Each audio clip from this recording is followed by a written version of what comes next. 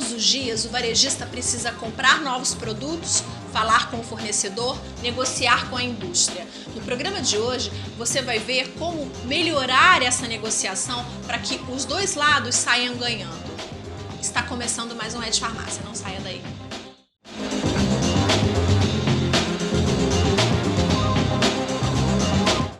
Olá, seja bem-vindo, está no ar mais um Ed Farmácia, aquele recadinho de sempre, inscreva-se no nosso canal, clique no sininho para receber todas as notificações dos novos programas e assim você não perde nada. A pauta de hoje, técnicas de negociação, como você pode negociar melhor com o seu fornecedor. Quem fala sobre esse assunto é o Fábio Médici. Fábio, muito obrigada pela sua presença, seja bem-vindo. Eu que agradeço pelo convite, um prazer enorme estar aqui com você. O Fábio, para quem não sabe, é palestrante com 24 anos de experiência no mercado farmacêutico, já atuou em empresas como Roche, Siemens, Baxter, Sanofi Medley nas áreas de marketing e vendas, então ele conhece bastante sobre o tema e atualmente o Fábio está na Natulab fazendo a gestão de redes. Falei certinho? Isso aí. Falou certo, mas eu costumo resumir isso tudo com uma única palavra. Eu sou vendedor. Ótimo. Até porque desde que eu me entendo por gente, eu vendo alguma coisa. Desde criança, quando eu vendia bala, pirulito, chiclete em casa, até o momento em que eu comecei, já com 18 anos de idade, vendendo livros, consórcio. Então é um perigo. Você não vende sapato não, né? Não, já vendi livros, que é pior ainda, né? Que é uma venda muito mais complicada e que consórcio então era um barato. Eu tenho ótimas histórias que um dia eu te conto só para falar sobre essa época. Mas eu sou vendedor. Meu trabalho é realmente tentar ajudar o meu parceiro a vender mais. Se ele vender mais, eu aumento a demanda, ter um sell-out maior. Acho que a palavra mágica do nosso mercado é sell-out. E com certeza eu vou conseguir fazer a reposição e também vender mais. Então, Fábio, conta pra gente em que situações a indústria pode ser parceira do varejista. Olha, a indústria ela precisa ser parceira do varejista por uma mudança que você vê acontecendo no mercado nos últimos anos. Vamos pensar o seguinte, antigamente você tinha como o principal ator nesse nosso mercado o médico com a prescrição. O médico prescrevia, o paciente ia até a farmácia, saía com a sua venda e pronto, você fazia a sua venda. Hoje você tem um paciente que vai muito mais vezes à farmácia do que ele vai no consultório médico. E é na farmácia que você consegue garantir o quê? O aviamento ou a ratificação daquela venda que você fez na prescrição do médico. Então, a indústria ela precisou mudar. Para você ter uma ideia, lá nos anos 90, quando eu comecei a trabalhar no Roche, eu tive um gerente que me ajudou muito, porque ele dizia, não, você precisa ir à farmácia. E isso era praticamente proibido para o propagandista. Porque o conceito que a indústria tinha nos anos 90 o nosso negócio é no médico, no médico, no médico. E a farmácia ela ficava, entre aspas, no segundo plano. Hoje mudou isso. Hoje mudou. Por quê? Você precisa garantir que o seu produto esteja disponível e se você não tiver a sua amoxicilina disponível na prateleira, a farmácia vai vender uma segunda opção, uma outra opção de amoxicilina. Aí você está entrando até na minha próxima pergunta. E qual é o papel da indústria no ponto de venda? O papel da indústria no ponto de venda, na minha visão, é estabelecer uma relação ganha-ganha com o PDV, onde vai ser interessante para a indústria levar pacientes até essa loja. Por quê? Porque ele vai ter o produto disponível no preço adequado, num preço que garanta não só a margem do varejista, mas que seja competitivo para você não perder a sua receita. Porque para a indústria é importante saber o seguinte, eu vou mandar um paciente para a rede X ou para a farmácia Y, sabendo que ele vai sair de lá com o meu produto. Afinal de contas, eu fiz um investimento muito grande para que levar um propagandista até o consultório médico, falar sobre as vantagens de determinado produto ou a importância de ter uma prescrição num produto A e B, e eu preciso que essa venda seja concretizada. Numa conversa prévia, a gente chegou a falar sobre 4 pilares desse modelo ganha-ganha que você citou agora, né? Aí você falou de relação de longo prazo, você falou de gestão de estoque, precificação, frequência e sequência. A minha pergunta nesse modelo ganha-ganha, como fica o varejista? Qual é o papel dele? O que ele tem que fazer? Porque o nosso principal público é o proprietário da farmácia. O que ele tem que fazer para, numa negociação, sair ganhando também, né? Numa relação justa com a indústria? Claro. Eu queria que você desse essas dicas. Claro. A primeira coisa é: tenha um bom planejamento antes da negociação, antes do contato que você vai receber da indústria. Você sabendo exatamente qual é o plano, o que você precisa, o que você quer, fica mais fácil na hora de você negociar. Saber o que precisa em termos de produto. Em termos de produto, qual é a precificação correta. Por exemplo, se eu tenho um antidepressivo, um escitalopram, você vai precisar fazer uma negociação que você precisa colocar lá um escitalopram novo lá no seu... Tem que fazer o cadastro desse produto. Se você sabe que tem uma clínica próxima, tem um médico X, que ele é um grande prescritor de antidepressivos, você como varejista pode ajudar a indústria quando você fala: olha, eu conheço um grande prescritor que está aqui e ele pode mandar mais pacientes para você.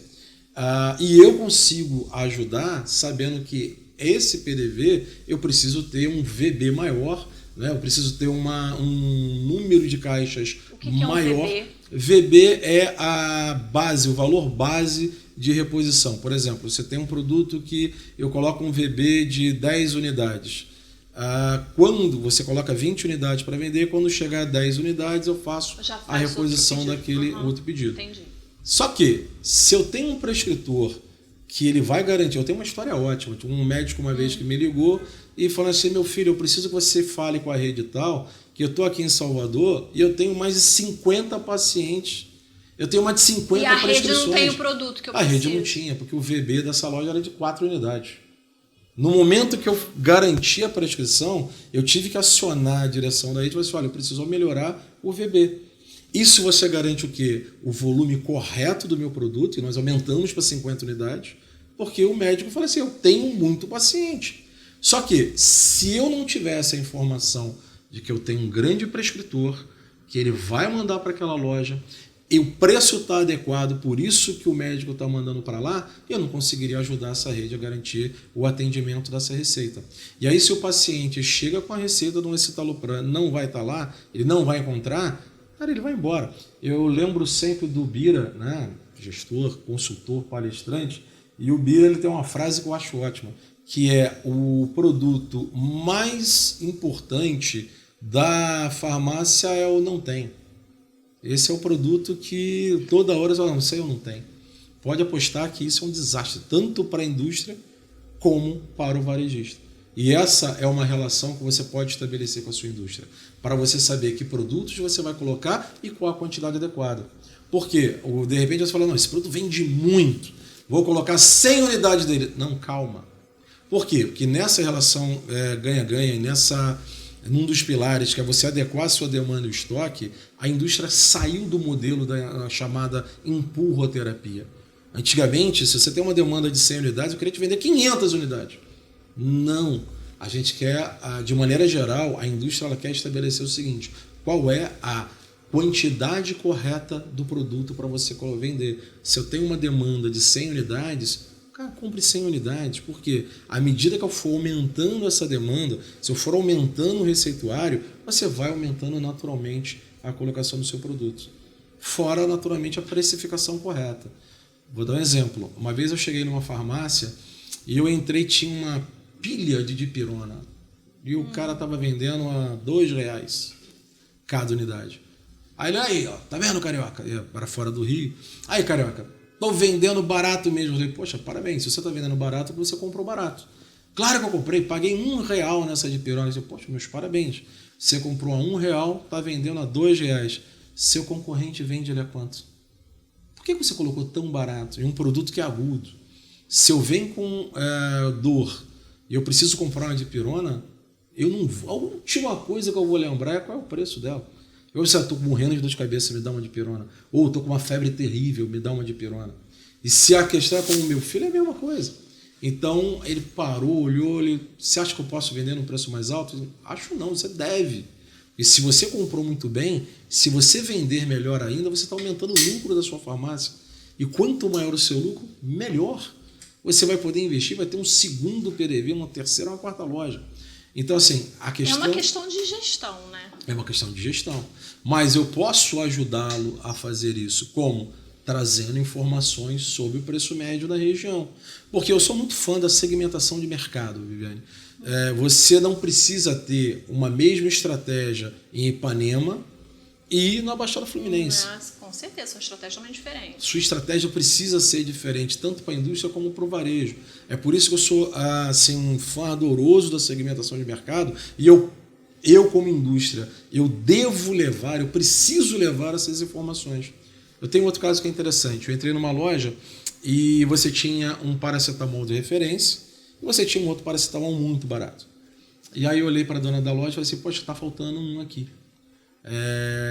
Eu acredito o seguinte, o paciente vai olhar, vai ver o referência, vai ver esse que é muito baratinho. Se você colocar um genérico chamado premium, né, que aqui no meio, você vai dar uma outra opção para o consumidor. Será que esse consumidor não vai olhar assim, pô, isso aqui está muito caro. Não, isso aqui está muito barato. Não, vou levar isso no meio do caminho.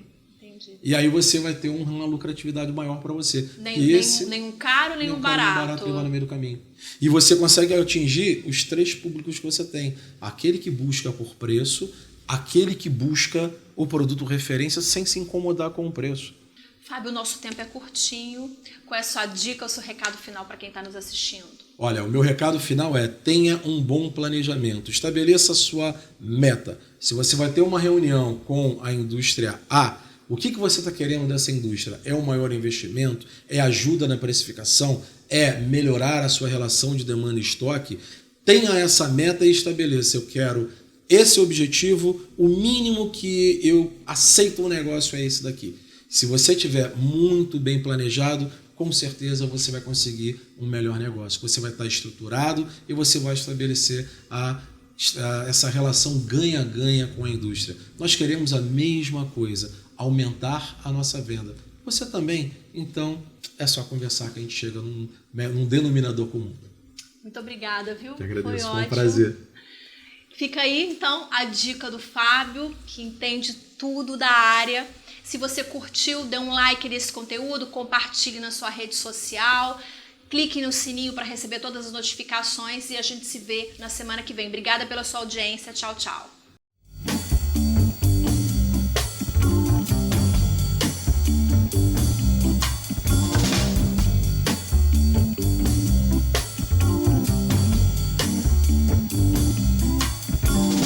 Raindrops fall